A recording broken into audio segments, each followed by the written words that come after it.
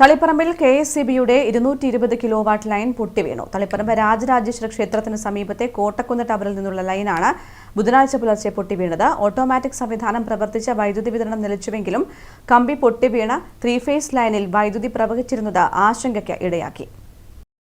കാഞ്ഞിരോട് സബ്സ്റ്റേഷനിൽ നിന്നും തളിപ്പറമ്പ് സബ്സ്റ്റേഷനിലേക്ക് വൈദ്യുതി എത്തിക്കുന്ന ഹൈടെൻഷൻ ലൈനാണ് ബുധനാഴ്ച പുലർച്ചെ 5:15 പൊട്ടിയത്.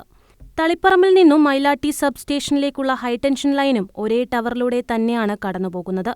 തളിപ്പറമ്പ് രാജരാജേശ്വര ക്ഷേത്രത്തിന് സമീപത്തെ കോട്ടക്കുന്ന് ടവറിൽ ഇൻസുലേറ്റർ ഫ്ലാഷ് തകർന്നാണ് HD ലൈൻ താഴേക്ക് പതിച്ചത്. പ്രദേശത്തുകൂടി കടന്നുപോകുന്ന കൊപ്രക്കളം റോഡിലെ 3-ഫേസ് ലൈനിന് മേലേക്ക് പതിച്ചത് ആശങ്കയ്ക്കിടയാക്കിയെങ്കിലും സംഭവം നടന്നയുടൻ KSEB ഉദ്യോഗസ്ഥർ സ്ഥലത്തെത്തി 3-ഫേസ് ലൈനിലെ വൈദ്യുതി ബന്ധം വിച്ഛേദിച്ചതോടെ അപകടഭീതി ഒഴിഞ്ഞു.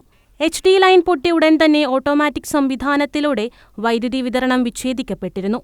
സിറാമിക്കിൽ നിർമ്മിക്കുന്ന ഇൻസുലേറ്റർ ഫ്ലാഷ് കാലപ്പഴക്കം കൊണ്ടും വെയിലും മഴയും പെട്ടെന്ന് മാറി വരുമ്പോഴും വിള്ളലുണ്ടാകാറുണ്ട്.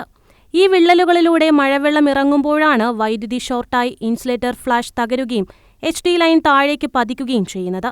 അപകടം നടന്ന സ്ഥലം വേഗത്തിൽ തിരിച്ചറിയുകയും പയ്യന്നൂർ ലൈൻ മെയിൻ്റെനൻസ് സെക്ഷനിലെ sub engineer Kiran, assistant engineer Deepak, overseer Pankujakshan എന്നിവരുടെ നേതൃത്വത്തിലുള്ള വിദഗ്ധ സംഘം സ്ഥലത്തെത്തി HD ലൈൻ പുനഃസ്ഥാപിക്കുന്ന പ്രവൃത്തി തുടങ്ങി.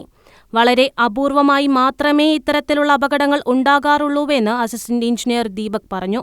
കാട്ടിലാണ് ഇത് സംഭവിച്ചിട്ടുള്ളത്. പൊതുവെ ഹൈ ടെൻഷൻ ലൈനുകളായിട്ടുള്ള 220 kV 110 kV എല്ലാം കാട് അല്ലെങ്കിൽ മല കേന്ദ്രീകരിച്ച് തന്നെയാണ് നമ്മൾ ക്രമീകരിച്ചിട്ടുള്ളത്.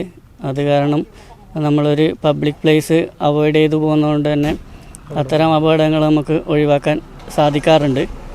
വളരെ റെയറായിട്ട് മാത്രമാണ് ഇത്തരം ലൈനുകളിൽ അപകടം ഫാൾട്ട് സംഭവിക്കാറുള്ളത്.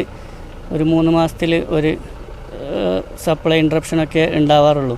പൊട്ടിവീണ HD ലൈൻ ബുധനാഴ്ച വൈകിട്ടോടെ പുനഃസ്ഥാപിച്ചു. News bureau, Taliparamba.